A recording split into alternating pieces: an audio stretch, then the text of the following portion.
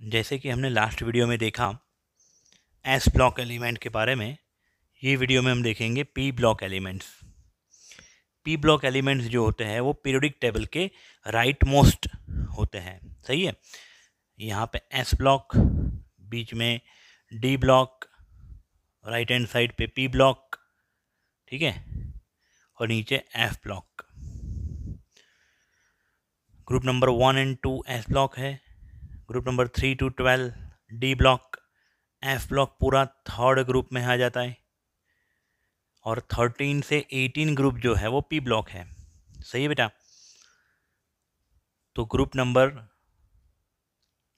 13, 14, 15, 16, 17 and 18 are of p block elements.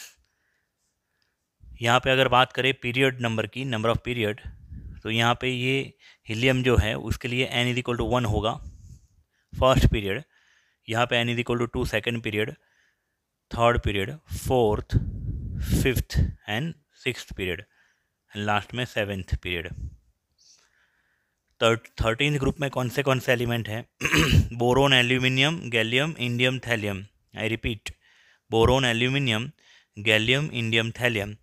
और last में 113 atomic number वाला एलिमेंट UUT, अनट्रियम। 113 वाले एलिमेंट को हम क्या बोलेंगे? अनट्रियम। अनट्रियम। फिर 114 वाले एलिमेंट को UUQ, अनक्वाडियम।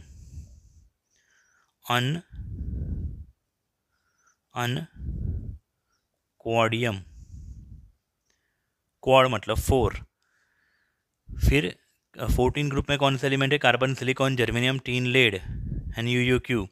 15 ग्रुप में nitrogen, phosphorus, arsenic, antimony, bismuth and UUP, ununpentium. Oxygen, sulphur, selenium, tellurium, polonium. आप इतना भी याद रखोगे, चलो लास्ट वाली सीरीज आप नहीं याद रखोगे तो चलेगा, क्योंकि ये एलिमेंट्स बहुत ही रेयर पाए गए हैं। लेबोरेटरी में उसको रेडियो एक्टिविटी की रिएक्शन से डेवलप किए गए हैं, इसलिए इसके ऊपर अभी रिसर्च चल रहा है। इसलिए इसके बारे में पढ़ाई अभी हमारे सिलेबस में नहीं है। ठीक है बेटा। उसके बाद 16 ग्रुप में 15 ग्रुप में कौन है? Nitrogen, phosphorus, arsenic, antimony, bismuth. Nitrogen, phosphorus, arsenic, antimony, bismuth. 16 group में oxygen, sulphur, selenium, tellurium, polonium and UUH, अनहेक्सियम।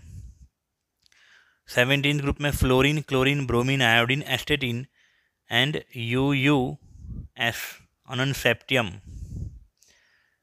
And 18 group में helium, neon, argon, krypton, xenon, radon and last में UUO, last element of periodic table, 118 atomic number है इसका। तो यहाँ पे मैंने जितने भी एटम्स यहाँ पे लिखे हैं, they are from p block element. Their last electron enter into p orbital except helium. Helium को छोड़ के बाकी सब में लास्ट इलेक्ट्रॉन पी ऑर्बिटल में फिल होता है। हीलियम की कन्फिग्रेशन 1s2 है, फिर भी हीलियम को रखा गया है 18 ग्रुप में, क्योंकि हीलियम की कैरेक्टरिस्टिक, उसका नेचर इन सब के साथ मिलता जुलता है। ठीक है बच्चों। अभी इनके आउटर मोस्ट की कन्फिग्रेशन क्या है? आउटर मोस्ट ऑर्बिट या तो वैलेंस शेल की कन्फिग्रेशन, ग्रुप नंबर 13 की configuration NH2 NP1, group number 14 की configuration NH2 NP2, group number 15 की आउटर मोस्ट ऑर्बिट की इलेक्ट्रॉन कन्फिग्रेशन यानी वैलेंस शेल की कन्फिग्रेशन NH2 NP3, 16 में वैलेंस शेल की कन्फिग्रेशन NH2 NP4, 17 में NH2 NP6 नहीं बेटा NP5, हीलियम की इलेक्ट्रॉन कन्फिग्रेशन 1s2 और neon, argon, krypton, xenon, radon, इन सब की कन्फिग्रेशन होगी आउटर मोस्ट की NH2 NP6। इन जनरल अगर हम बात करें तो पी ब्लॉक एलिमेंट की इलेक्ट्रॉन कन्फिग्रेशन, पी ब्लॉक की electron configuration, general electron configuration क्या होगी? NH2 NP126, NH2 NP126। Okay. अभी यहाँ पे मैंने 4 कलर्स का इस्तेमाल किया है बैकग्राउंड में। एक है बैकग्राउंड में ग्रीन कलर, तो ये ग्रीन कलर वाले जो एलिमेंट है ना बैकग्राउंड में, boron, carbon, nitrogen, oxygen, fluorine, phosphorus, sulphur, chlorine, selenium, bromine और आयोडीन, ये सब नॉन मेटल्स है। क्या है बेटा? Non metals. ये बैकग्राउंड में आपको लाइट ऑरेंज कलर जो दिख रहा है ना, ये silicon, germanium, arsenic, antimony, tellurium, polonium and एस्टेटिन, ये मेटलॉइड है। क्या है बेटा? मेटलॉइड, यानी कि सेमी मेटल, जिनमें मेटल और नॉन मेटल दोनों की कैरेक्टरिस्टिक होती है। ये बैकग्राउंड में ब्लू वाले जो आपको पार्टिकल्स दिख रहे हैं, एलिमेंट दिख रहे हैं, वो सब है metals. Okay, in the whole periodic table ये ग्रीन वाले दिख रहे हैं ना, उतने ही नॉन मेटल है और एक हाइड्रोजन। 1 2 3 4 5 6 7 8 9 10 11 पी ब्लॉक के 11 एलिमेंट और एक हाइड्रोजन, टोटल 12 एलिमेंट जो है वो नॉन मेटल है। 1 2 3 4 5 6 7, ये 7 मेटल जो है वो मेटलॉइड है, सेमी मेटल। बच्चे ये 7 एलिमेंट, ठीक है, वो है इनर्ट गैस, नोबल गैस, जिनको मेटल भी नहीं बोला जा सकता, नॉन मेटल भी नहीं बोला जा सकता, ना ही वो मेटलॉइड है, वो है इनर्ट गैस। अभी ये 7, ये 11 और एक हाइड्रोजन 12, और ये 1 2 3 4 5 6 7 नॉन मेटल, ये 7 मेटलॉइड, ये जिगजैग वाला मेटलॉइड। इनको छोड़ के बाकी जो भी बचे ना वो मेटल्स है।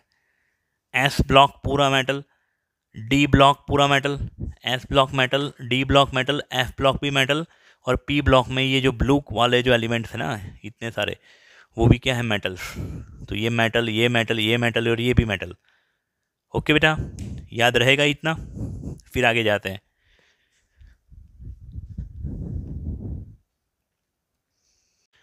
अगर हम बात करें पी ब्लॉक एलिमेंट्स की, तो मैंने पहले ही बता दिया, elements in which the last electron enter into p orbitals, that's why they are known as a p block elements.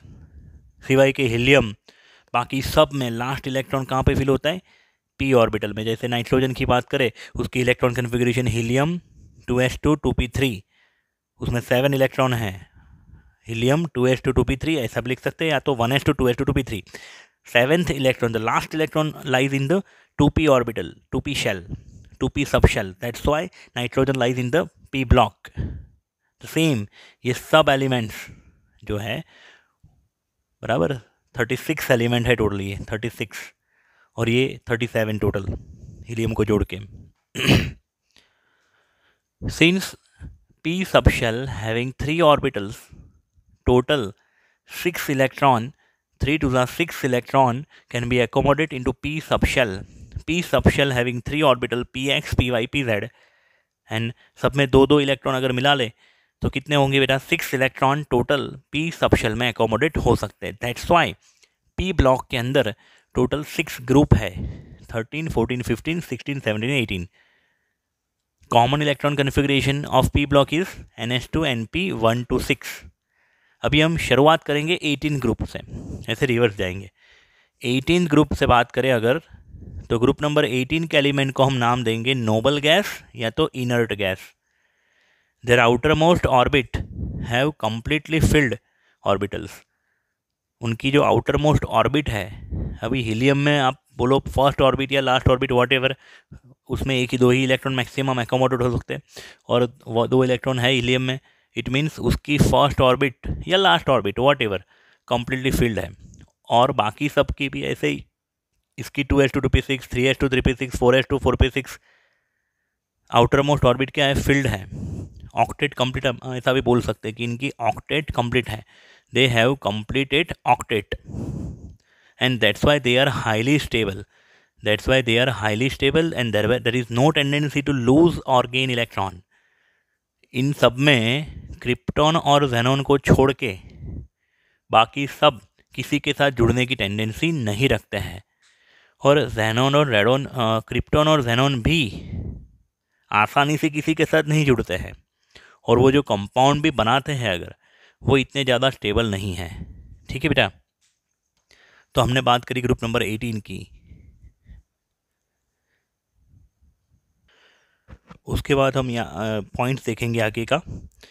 The elements of group number 17, group number 18 के बारे में हमने डिस्कस कर लिया। उसके बाद group number 17, group number 17 are called halogens. Halogen means salt producers, NaCl, NaBr, KBr, NaI, Ki, NaF, CaF2, बहुत सारे मिनरल्स, बहुत सारे सॉल्ट यहाँ से बन सकते हैं हेलोजन में से।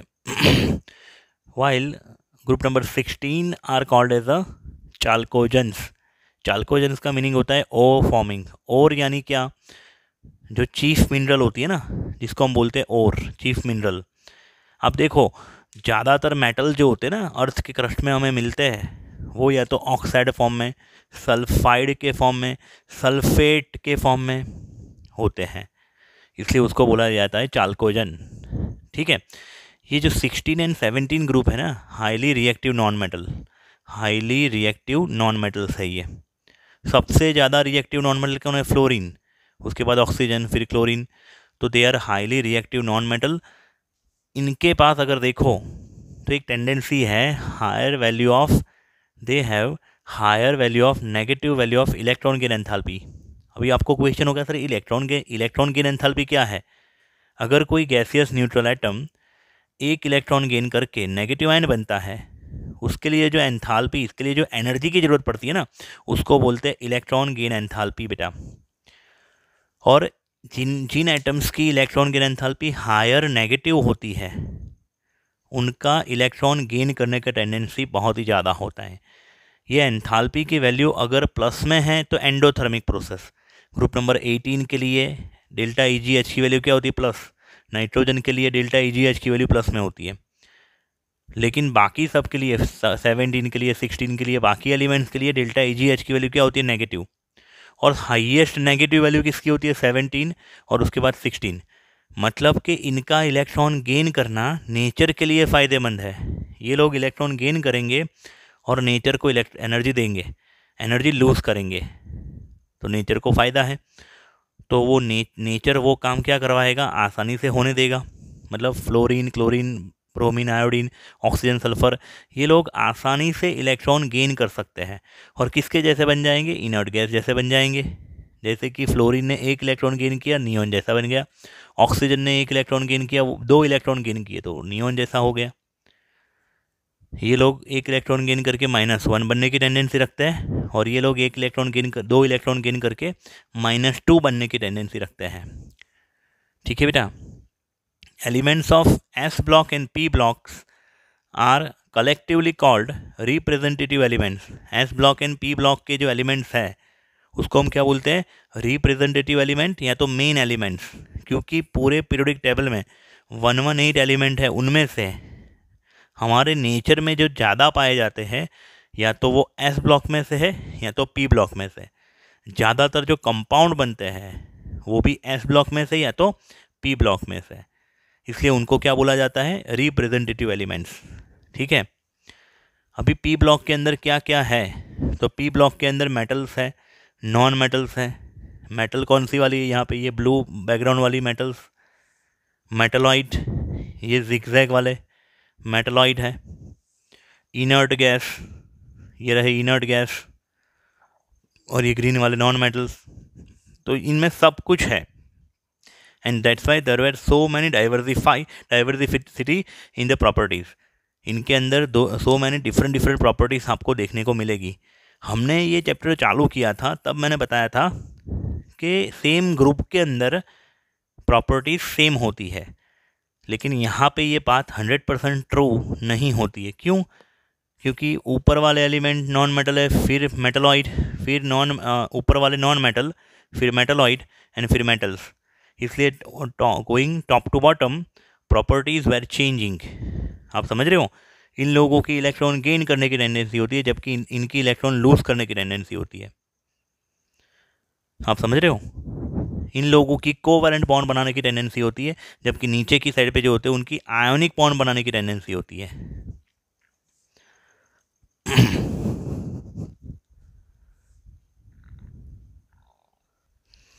उसके बाद हमें कुछ पॉइंट्स याद रखने हैं P ब्लॉक के लिए। सबसे first point, metallic character increases from top to bottom within a group. कोई भी सेम ग्रुप आप पकड़ लो, 18 ग्रुप को छोड़ दो क्योंकि वो मेटल भी नहीं है, नॉन मेटल भी नहीं है, मेटलॉइड भी नहीं है। 13 to 17 में कोई भी एक ग्रुप पकड़ लो, ठीक है। ऊपर की साइड पे क्या है देखो आप, नॉन मेटल, नीचे की साइड पे क्या है, मेटल। तो टॉप टू बॉटम जाते हैं तो मेटालिक कैरेक्टर इंक्रीजेस, ठीक है बेटा, metallic characteristic increases in a group while going top to bottom.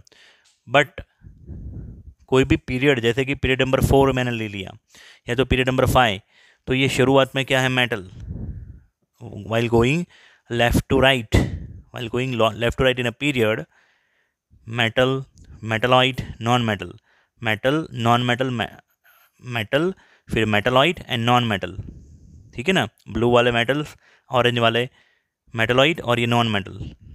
तो लेफ्ट टू राइट जब हम मूव होते हैं तो नॉन मेटल कैरेक्टरिस्टिक इंक्रीज होती है, non metal character increases from left to right in a period, ठीक है बेटा, याद रखिएगा ये। There ionization enthalpies are higher compare to s block, d block and f block. मतलब पूरे पीरियोडिक टेबल में सबसे ज़्यादा आयोनाइजेशन एंथैल्पी जो है वो 18 ग्रुप की है। किसकी बेटा, 18 ग्रुप, उससे थोड़ी कम 17 की। तो पूरे पीरियोडिक टेबल में इलेक्ट्रॉन लूज करना इनमें से सबसे डिफिकल्ट, समझ में आ रहा है। They are mostly form covalent compound, ज़्यादातर ये ऊपर वाले जो एलिमेंट है ना वो कोवैलेंट कंपाउंड बनाते हैं। हाँ, नीचे वाले जो कंपाउंड्स हैं मेटल्स वाले वो आयोनिक बॉन्ड बनाएंगे, लेकिन ज़्यादातर कंपाउंड्स कौन से बॉन्ड बनाएंगे, covalent bond. Some of them show more than one oxidation state in their compound. मतलब कि अगर बात करूँ मैं फॉस्फोरस, तो फॉस्फोरस PCl3 भी बनाता है, PCl5 भी बनाता है। मतलब फॉस्फोरस जो है +3 स्टेट में भी है, +5 स्टेट में भी है, समझ रहे हो, मोर देन वन ऑक्सीडेशन स्टेट। अगर हम बात करें H2SO4 सल्फ्यूरिक एसिड, तो उसमें सल्फ़र +6 के स्टेट में है, और H2SO3 उसमें सल्फ़र +4 के स्टेट में है। अगर मैं बात करूं H2S, तो उसमें सल्फ़र -2 स्टेट में है। अभी ये कैसे तय होगा, ये चैप्टर के एंड में समझ में आएगा, तो अंत तक बने रहिएगा। जितने भी वीडियो ये चैप्टर के आते हैं मज़ेदार होंगे, सिर्फ टेक्स्ट बुक के ऊपर फोकस नहीं होगा, आपको ट्रूली कॉन्सेप्ट क्लियर होगा इनऑर्गेनिक केमिस्ट्री का। और आपको यकीन ना हो तो कोई भी चैप्टर इनऑर्गेनिक केमिस्ट्री का निकाल दीजिए, इनऑर्गेनिक केमिस्ट्री, चाहे वो चैप्टर नंबर 4 हो या चैप्टर नंबर 10, चैप्टर नंबर 11, कोई भी इनऑर्गेनिक का चैप्टर अगर है उसमें इन सब बातों की ज़रूरत पड़ने वाली है, ठीक है बेटा। और आने वाले टॉपिक की तो और ज़्यादा पढ़ने वाली है ज़रूरत, ओके। तो इनके डिफरेंट ऑक्सीडेशन स्टेट होते हैं। दूसरी बात, देयर ऑक्सीडाइजिंग पावर, जो नॉन मेटल होते हैं ना वो ऑक्सीडाइजिंग एजेंट होते हैं। क्या होते हैं बेटा, ऑक्सीडाइजिंग एजेंट। ऑक्सीडाइजिंग एजेंट को बोलते हैं ऑक्सीडाइजिंग पावर। जैसे फ्लोरीन का ऑक्सीडाइजिंग पावर सबसे ज़्यादा है, strongest oxidizing agent in ever all element, fluorine. Oxidizing character increases from left to right in a period. अगर तुम लेफ़्ट टू राइट आते हो तो ऑक्सीडाइजिंग पावर क्या होता है, बढ़ता है। टॉप टू बॉटम जाते हो तो ऑक्सीडाइजिंग पावर कम होता है। दूसरी बात, reducing characteristic increases from top to bottom. Top to bottom जाते हो तो ऑक्सीडाइजिंग पावर कम होता है और रिड्यूसिंग पावर इंक्रीज होता है, क्योंकि मेटल्स जो होते हैं ना उनकी इलेक्ट्रॉन लूज करने की टेंडेंसी होती है। मतलब वो खुद इलेक्ट्रॉन लूज करेंगे, खुद का होगा ऑक्सीडेशन, औरों का करेंगे रिडक्शन, ठीक है बेटा। तो ये याद रखिएगा। तो ये रहा, मैंने पी ब्लॉक के बारे में समझाया। इतने पॉइंट्स आपको अभी तक जो पढ़ा है वो याद रखने हैं। अगले वीडियो में मिलते हैं डी एंड एफ ब्लॉक के साथ, ओके बेटा। Thank you very much.